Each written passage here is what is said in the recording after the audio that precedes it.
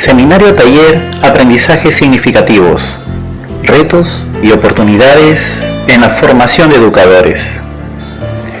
El seminario estuvo a cargo de la doctora Diane Seo Di Francesco, directora del Centro de Excelencia de la Xavier University en Cincinnati, Estados Unidos, y profesora asociada especializada en lingüística aplicada y en metodología de la enseñanza de las lenguas extranjeras. El seminario abordó estrategias e innovación para el aprendizaje activo, el uso de las tecnologías para promover la educación, el aprendizaje basado en el cerebro y la importancia de la interculturalidad en el salón de clase, entre otros temas relacionados con la excelencia docente. La capacitación se llevó a cabo en la Universidad Antonio Ruiz de Montoya el martes 8 de marzo de 3 a 5 de la tarde. Los profesores de la institución educativa Coronel José Gálvez participaron en este encuentro. Institución Educativa Coronel José Gálvez, capacitando a nuestros maestros. Porque sin entrenamiento enseñamos más o menos como nos enseñaron, ¿no? Porque no tenemos entrenamiento. Entonces, si no pensamos en las técnicas que queremos aplicar a la enseñanza, lo hacemos igual que las experiencias que habíamos tenido durante nuestra niñez, ¿no? En la primaria, en el colegio, ¿no? Entonces vamos a examinar algunas investigaciones sobre el aprendizaje significativo. ¿Por qué fue significativo? Y nosotros como educadores no podemos tomar realmente decisiones sobre los mejores métodos, técnicas, actividades y tareas sin saber cómo aprenden nuestros estudiantes. Tenemos realmente que entender bien cómo aprenden los estudiantes, ¿no? Para mi tesis doctoral, yo quería investigar realmente las estrategias de aprendizaje en cuanto a la adquisición de una lengua. Pero es bien difícil investigar porque realmente tienes que entrar en el cerebro del alumno, ¿no? Entonces, en ese entonces mi consejero me dijo, ¿pero cómo vas a hacer eso, no?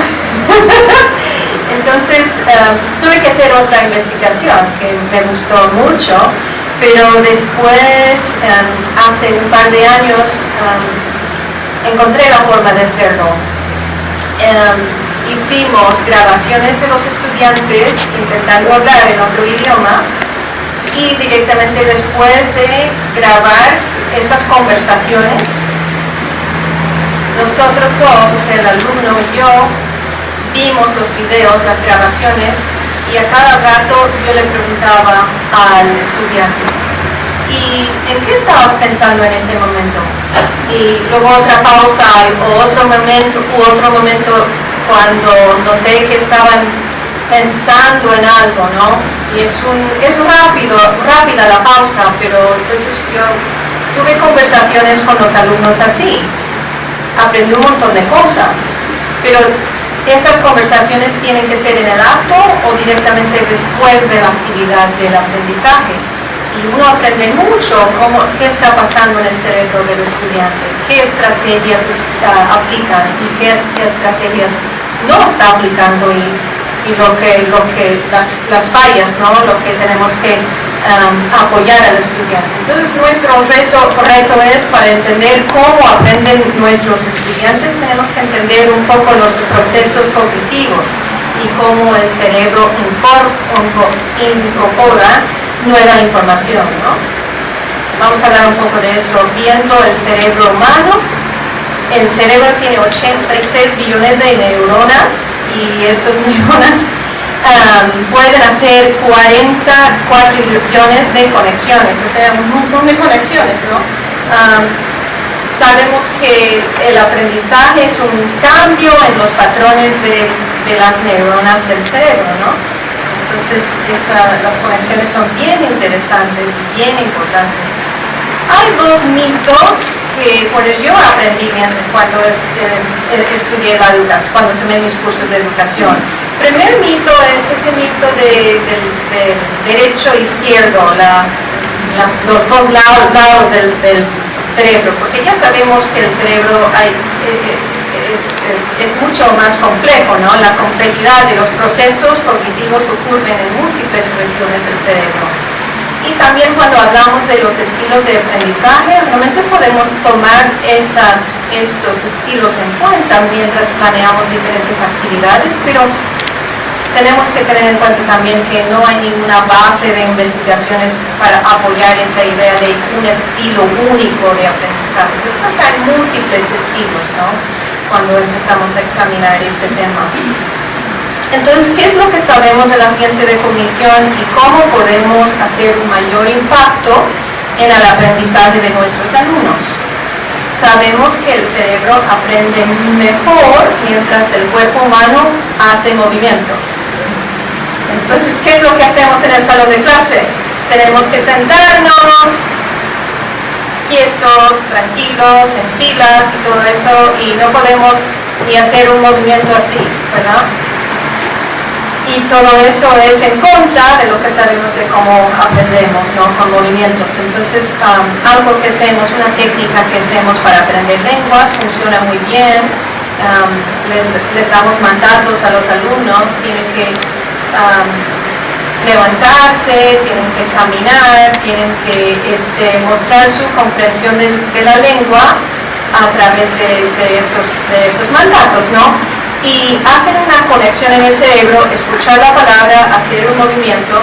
Entonces, si podemos buscar actividades con movimiento, los alumnos pueden aprender fácilmente, ¿no? Otra idea es que el alumno aprende mejor cuando presentamos una justificación para el aprendizaje. Eso es lógico, pero muchas veces se nos olvidan de explicarles, ¿no?, cuál es la razón por la cual estamos presentando esta información. Porque está en el libro de texto, o porque está en el currículum, ¿no? Pero los niños de hoy en día y los estudiantes, hasta los estudiantes universitarios, quieren saber por qué, cómo me va a ayudar en la vida real, ¿no? Entonces tenemos que hacer esa relación, esa conexión entre el estudio, lo que tiene que estudiar el alumno, y cómo va a ayudarle en la vida, ¿no? Es bien importante. Después, el alumno aprende mejor cuando hay un contexto para el aprendizaje. Y el contexto puede ser a través de cuentos. Ya sabemos que a todos nos gusta escuchar un buen cuento, ¿verdad? Y si nos presenta información a través del cuento, realmente recordamos el cuento, ¿verdad? Porque es interesante y porque es un cuento, ¿no? Entonces, es otra técnica de enseñar a través de cuentos, ¿no? Además, una conexión emocional o personal también ayuda, ¿verdad? Nos da el contexto para poder recordar la información. Y en la foto que ven, enseño un curso de vez en cuando, que es un curso para español para maestros o futuros maestros, ¿no?, de la primaria, de los niños. Y este grupo de estudiantes estaban creando una unidad de estudio sobre los animales de la selva. Entonces, después de crear todas las actividades en la unidad, primero los objetivos, las actividades, las formas de evaluar a los niños, iban a enseñar en nuestra escuela de Montessori, iban a enseñar sus lecciones.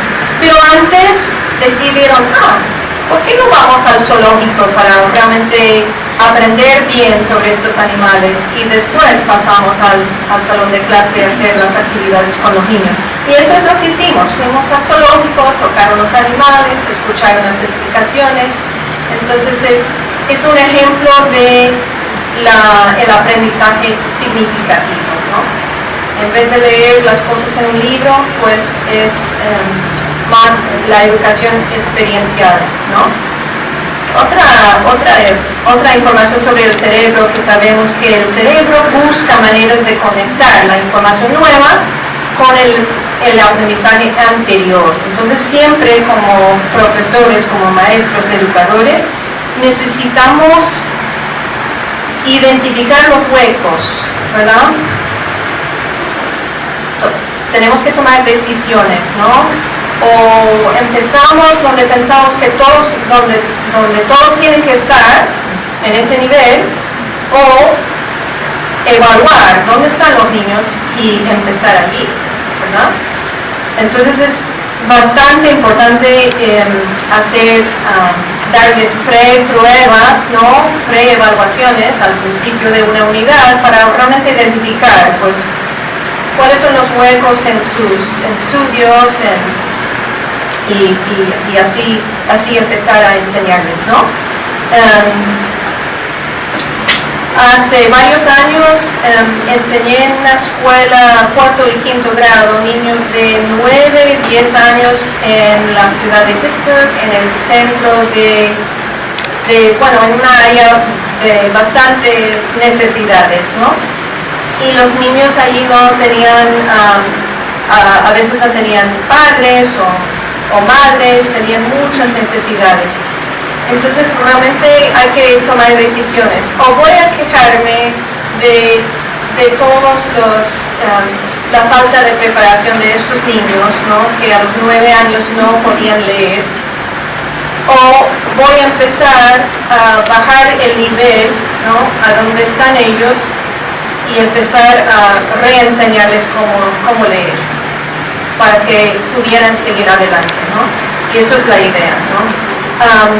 También hay que pensar en un método multisensorial, porque apoyo mucho más al aprendizaje.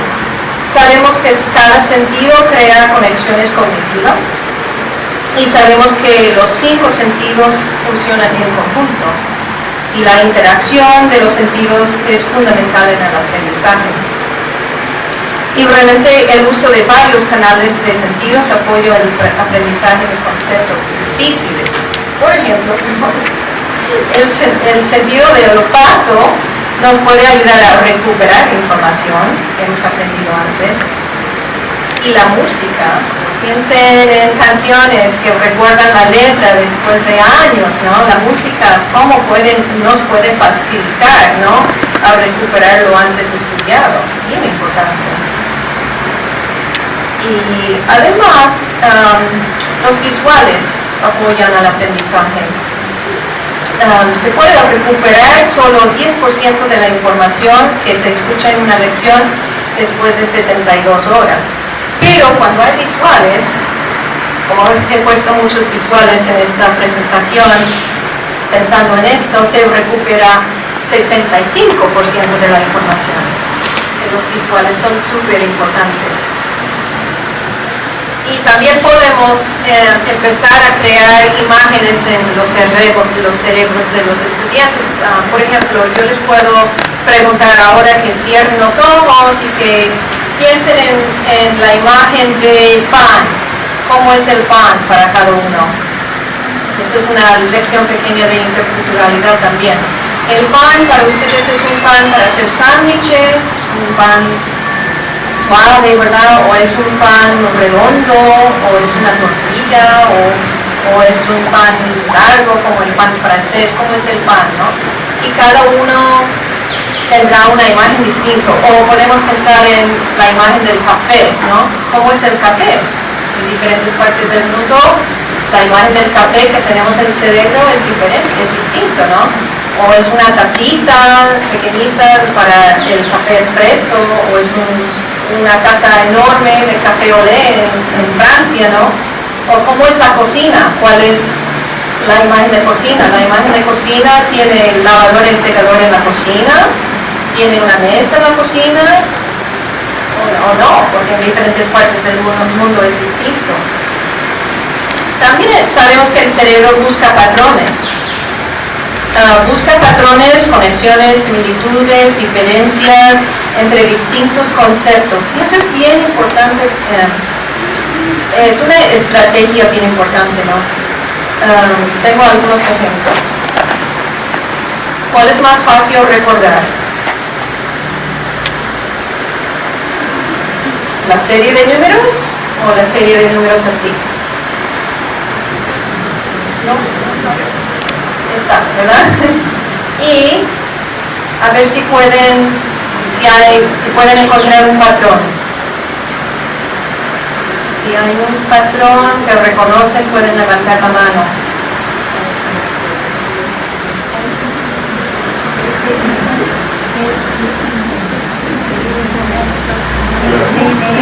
¿Sabe qué son? ¿Hay un patrón? ¿No? ¿Sí? Entonces son siglas, ¿no? Son siglas. Pero memorizar la serie de letras no tiene ningún sentido para nosotros, pero cuando las organizamos de otra forma sí tiene sentido, ¿no? Y podemos organizar información en categorías, ¿no? Es más fácil recordar, como acá tenemos una lista de comida y podemos organizar la comida en diferentes gráficas, ¿no? Para recordar más fácilmente las categorías, ¿no? Y los conceptos. Y entonces hay que pensar en cuáles son los patrones en su disciplina, ¿no? Es una estrategia para el aprendizaje más significativo. ¿Y cuál es el límite de información que puede almacenar el cerebro? Realmente el límite es muy bajo. Para cada hora de clase podemos presentar más o menos 4 a 5 cosas, no más. Y en mi disciplina, si pensamos en lengua, ¿no? En los libros de textos de lengua, hay como 200 palabras en un capítulo, 200 palabras de vocabulario, ¿no? Entonces, en una lección, si dividimos la lección en 6 clases, algo así, son muchas palabras para una lección de clase. Entonces, hay que pensar en cómo vamos a ayudarles a los estudiantes y tenemos que pensar en el límite de información también, tener eso en cuenta. La mejor manera de practicar, esto es bien interesante en la investigación del cerebro. Típicamente los estudiantes universitarios se sientan para estudiar para un examen como 6 horas enseguidas, 5 horas, pero es todo a la vez, ¿no? El examen es mañana, entonces me siento a estudiar, pero sabemos que la distribución de las prácticas es de alta importancia. Entonces hay que estudiar como 3 sesiones de media hora o de 1 hora, pero con descansos entre esas 3 sesiones. Sabemos que es mejor. La recuperación repetitiva es la mejor manera a que se convierta en una memoria automática, es lo que queremos, ¿no? Que sea automática. Y la elaboración repetitiva, ¿y cómo podemos elaborar? Podemos cantar, escribir, visualizar, dibujar, utilizar diferentes símbolos o crear esos mapas semánticos, ¿no? Que hemos visto antes las gráficas, ¿no? Entonces estos son los factores que nos ayudan a tener un impacto en la recuperación de la información. El número de sentidos que utilizamos durante el aprendizaje, el impacto de la emoción durante la presentación de información. Si hacemos una conexión emocional, entonces recordamos la información presentada, ¿no?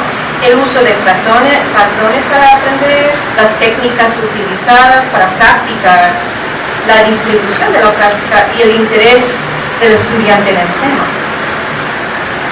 Luego hay otros elementos que sabemos del cerebro que son imprescindibles para el aprendizaje, pero como educadores no tenemos tanto control sobre estos elementos, ¿no? Sabemos que el cuerpo, la hidratación del cuerpo es muy importante, la dieta es muy importante para funcionar bien y aprender bien, el ejercicio es fundamental. Y que es muy importante dormir lo suficiente. Pero son cosas que no podemos controlar. Los estudiantes llegan al salón de clase y son por elementos que no podemos controlar. Hay otros estudios, una psicóloga que se llama Carol Dweck ha escrito un libro que se llama Mindset, en inglés, mentalidad. ¿Perdón? Es muy rápido. Ay, perdón, disculpe, gracias. El libro se llama Mindset y habla de la mentalidad, algo que para mí también es lógico, pero ha hecho 30 años de estudios. Y yo creo que para mí escuchar esto me sentía, eso es porque me siento así cuando aprendo ese tema, ¿no? El otro tema. Habla de una mentalidad flexible versus una mentalidad inflexible. Y cuando una mentalidad es inflexible es la actitud de que, yo no soy buena con las matemáticas, por ejemplo. Es una mentalidad inflexible, ¿no? Yo tomo cursos de matemáticas, nunca apruebo los cursos, siempre saco malas notas y de repente no me apetece estudiar más cursos de matemáticas, ¿no? Porque tengo la mentalidad inflexible de que nunca voy a tener éxito con las matemáticas, ¿sí? Pero Carol Dweck dice que una mentalidad flexible es el opuesto. Pienso que puedo aprender, que no es fácil aprender, que hay que practicar bastante y que hay que dedicarme mucho esfuerzo, pero sí puedo aprender. Entonces la actitud es mucho más positiva, ¿no? Y realmente uno puede aprender así. Pero cuando uno es la mentalidad inflexible, entonces realmente uno realmente piensa que es imposible, ¿verdad? Es esa dualidad. Pero sus estudios confirman su teoría de creencias y actitudes en el proceso de aprendizaje significativo, ¿no? Ahora, ¿cómo podemos aplicar lo que sabemos del cerebro para ayudarle al estudiante en el salón de clase? Bajo lo que llamamos la metacognición y la enseñanza más enfocada en el alumno y en las necesidades del alumno. ¿Y qué es la metacognición? ¿Qué es y cómo puede ayudar al alumno? Básicamente la metacognición tiene que ver con los procesos que utilizo, las estrategias que utilizo para aprender algo. Entonces lo que queremos que los alumnos hacen, y nosotros cuando estamos aprendiendo algo podemos utilizar lo mismo, es observar y evaluar el progreso mientras uno aprende, ¿no? Entonces estoy pensando, evaluando cómo va todo y después también la adaptación de las estrategias que uno percibe que lo que hace no le resulte bien, ¿no? Entonces adapto a utilizar otras estrategias. Eso es la metacognición. Pero pensamos que también es lógico, pero los estudiantes no siempre piensan en las estrategias mejores para ellos, las mejores estrategias, ¿no? A veces se pierden en el proceso y piensan que tienen esa mentalidad inflexible de que, yo ya no puedo aprender lenguas, no soy bueno, no puedo, no tengo esa capacidad, ¿no? Pero con la metacognición podemos introducir técnicas y estrategias para aprender, ¿no? Lo que a veces pasa con los alumnos es que lo que hago yo en mis cursos son conversaciones. Tomo 10 minutos al final de una clase y todos pueden conversar sobre cuáles son las técnicas que utilizan, cómo aprenden esto o el otro. Normalmente los estudiantes se escuchan más, ¿verdad?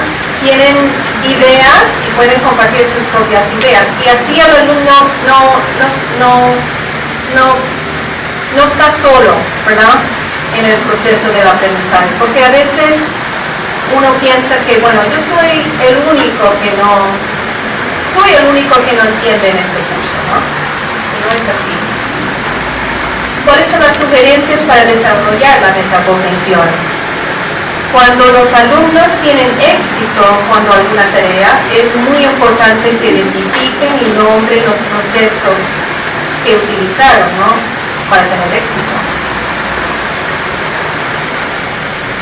Otra sugerencia: deben reflejar sobre las actividades exitosas y nombrar las estrategias efectivas, ¿no?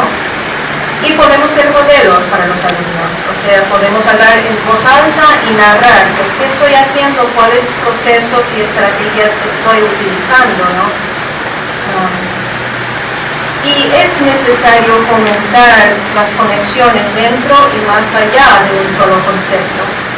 Es importante también ofrecer la retroalimentación, especialmente sobre el nivel de éxito de los alumnos en su autoevaluación. O sea, a veces uno se evalúa, pero no, realmente debemos darles esa retroalimentación sobre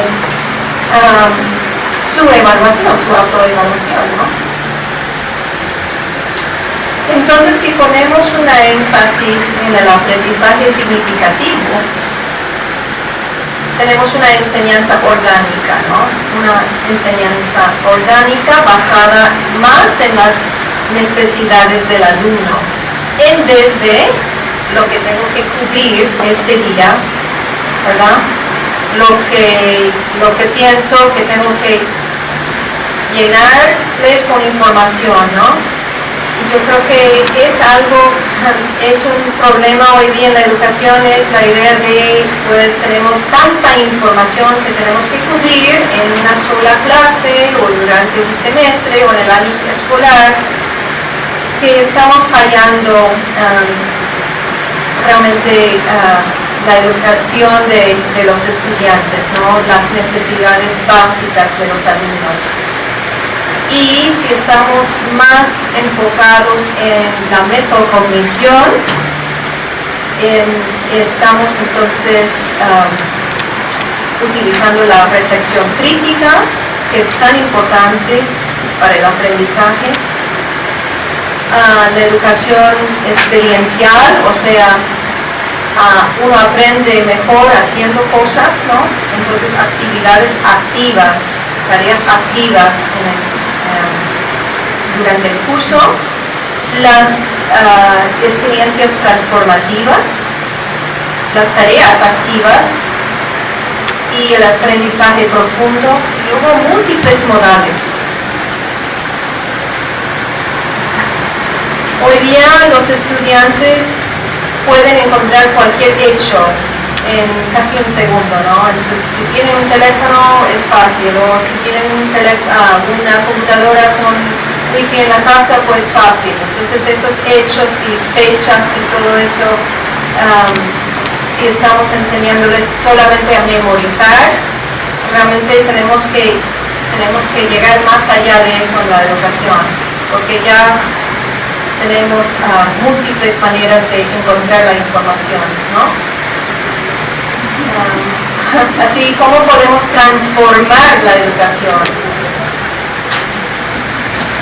Sí, vamos a hablar un poco de la transformación, ya que yo creo que el estudiante hoy día es distinto y el mundo es distinto, ¿no? El aprendizaje es distinto. ¿Cómo podemos utilizar la tecnología para que tenga el mayor impacto en el aprendizaje? Ya no van a una presentación cuando quieren aprender algo. Ahora utilizan la tecnología cuando quieren aprender algo. ¿Cuántos de ustedes cuando quieren aprender algo buscan un video en YouTube, así puedo aprender algo, ¿no? Entonces yo creo que tenemos que cambiar los métodos en el salón de clase y podemos pensar en diferentes maneras. Yo creo que podemos pensar en diferentes maneras de cambiar el currículum que nos puede ayudar a preparar a los alumnos en el siglo XXI, ¿verdad? Acá tenemos fotos de lo que hago con mis estudiantes, una de las actividades, porque tengo varios proyectos, pero estoy siempre buscando métodos innovadores, métodos que son más con actividades más activas, por todas estas razones, ¿no? Porque estoy buscando un aprendizaje más significativo para mis alumnos. Entonces, un proyecto que tenemos en las universidades jesuitas es la inmersión dual, que es un proyecto entre las universidades jesuitas en Estados Unidos y en Latinoamérica. Ya tenemos como 19 universidades participando, más de 100 profesores participando y han participado más de 19,000 estudiantes. Las sesiones son de lengua, entonces los estudiantes de Latinoamérica hablan inglés y los estudiantes en Estados Unidos español, ¿no? Y entonces dividen los minutos, si es una hora, dividen los minutos y hablan en inglés y después practican en español. Pero lo que hemos visto es algo bien importante, que además de la práctica de lengua, están aprendiendo cómo manejarse en un mundo que es un mundo más amplio, ya es un mundo más, tenemos la globalización y los estudiantes obviamente necesitan estar preparados para ese mundo, ¿no? Y están compartiendo ideas, ven que lo que escuchan en las noticias o los estereotipos que tienen del otro no tienen validez, ¿verdad? Y también rompen todas las barreras, ¿verdad? Porque ven que es otro ser humano, es otro estudiante, compartimos muchos de los mismos intereses, por ejemplo, y les encanta la actividad. Y luego, como dijo el alumno al principio, tenemos otro programa que hemos desarrollado entre 4 profesores, 2 de la Universidad de Javier y 2 de la Universidad de Montoya.